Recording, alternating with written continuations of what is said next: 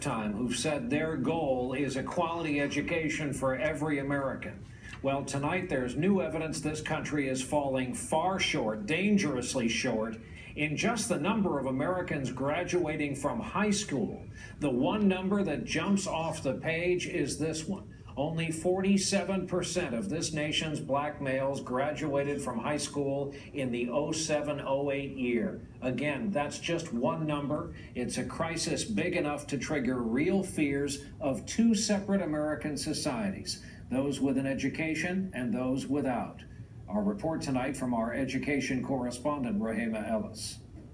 More than half the nation's black male students will not graduate from high school, according to a report by the Schott Foundation, a nonpartisan agency that tracks public school performance. Among the worst performing public school districts with large black male populations, New York City and Philadelphia graduated only 28% of black male students in 2008.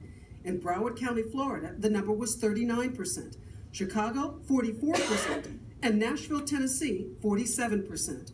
Far below 78%, the nationwide graduation rate for all public school students, and 98% for private school students. The study's author argues it's not a matter of race, but resources. When you look at the data and you look at the number of white males who are in poorly resourced districts like Detroit, you will find that the graduation rate for white males is only 19%. But the study emphasizes black males are less likely to have access to early education, highly effective teachers, and resources like tutors and well-stocked libraries.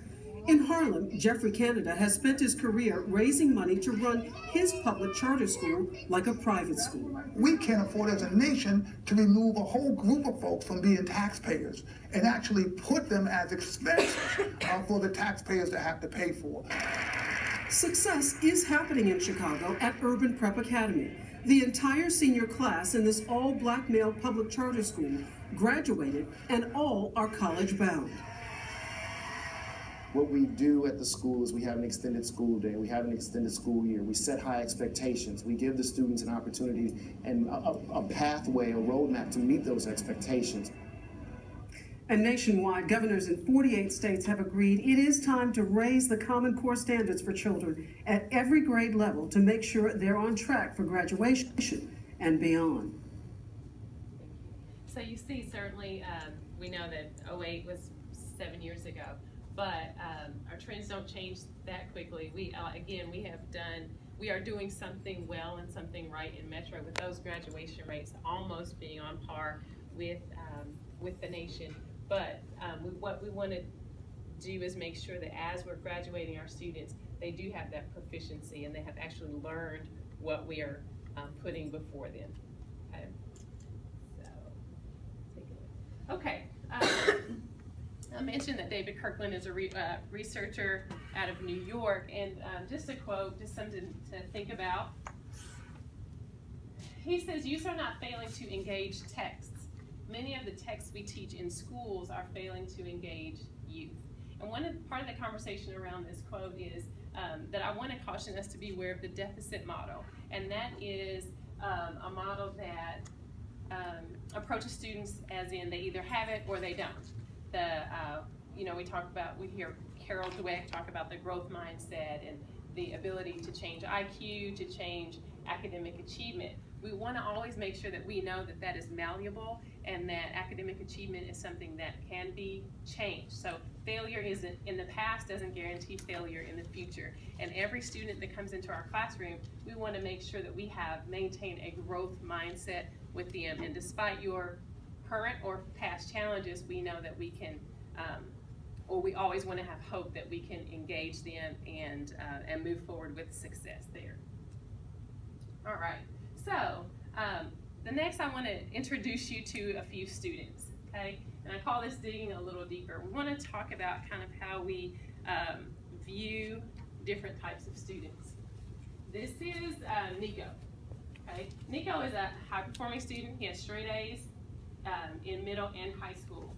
He read 14 books in high school, but only 2 during his 8th grade year.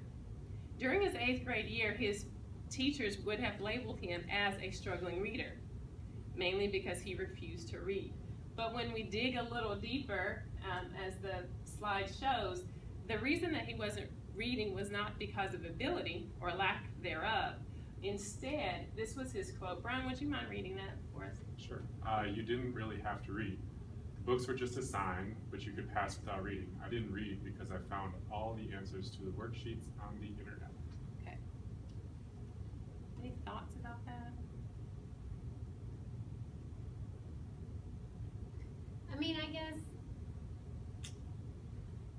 the bad part of me would think that that is on the teacher of not kind of thinking a step ahead, of saying, like,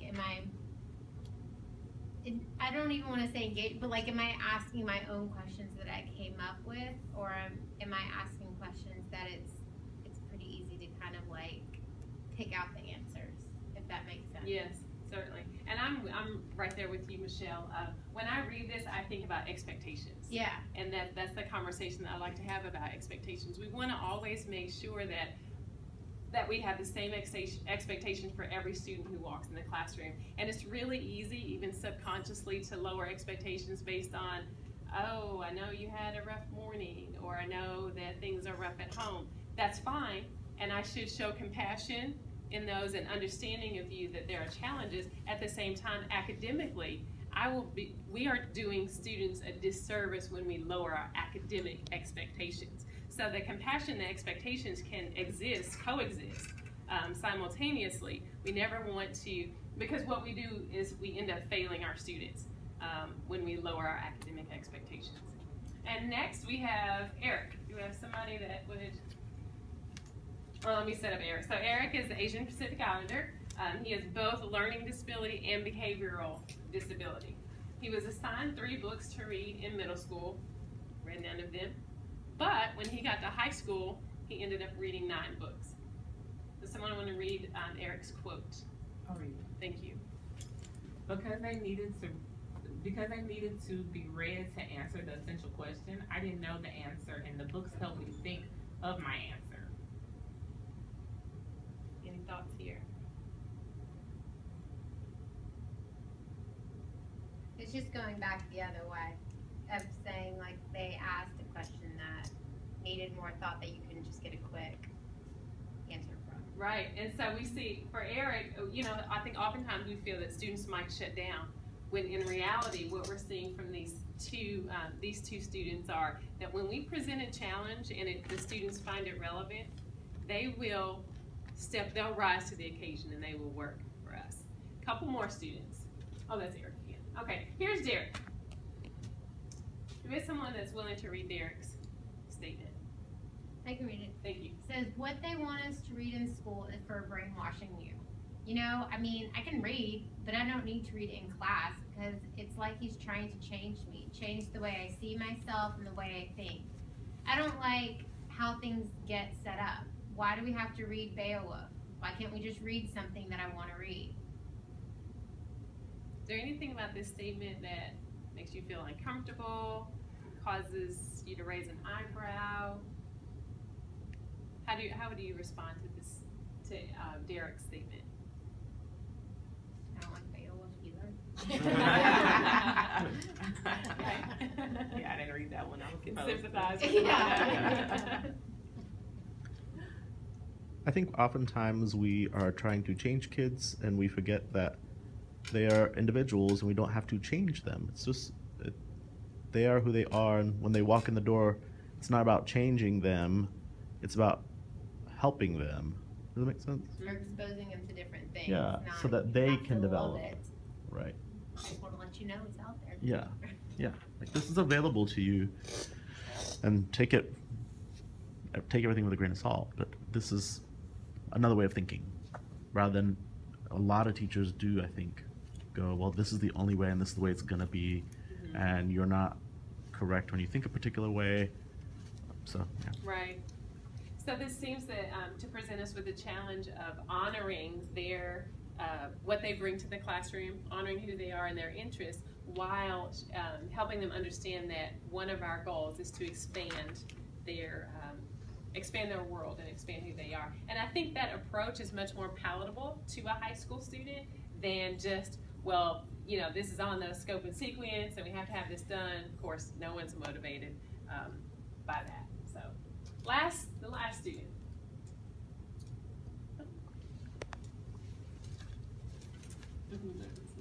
Sorry, guys. We have to, oh, thank you, thank you.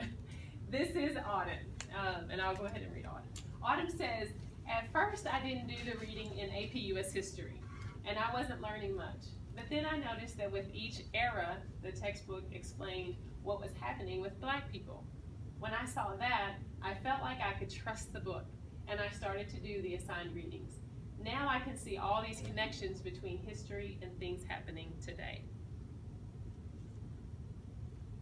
Any thoughts on Autumn's quote? I call that day a success. And what would you attribute that success to? That it became relevant to her. Became relevant. We hear this word relevance. Any other thoughts? Well, I didn't read in AP US history in high school either. I feel like I'm Autumn and Derek mixed together. Yeah, it became relevant, and it was interesting. So it kind of, she saw the progression of everything, and I guess the whole big picture came together for her. And she felt like, okay, I can relate to this. Yeah, I can trust, because I might have been told that happened, and that is similar to what I was told.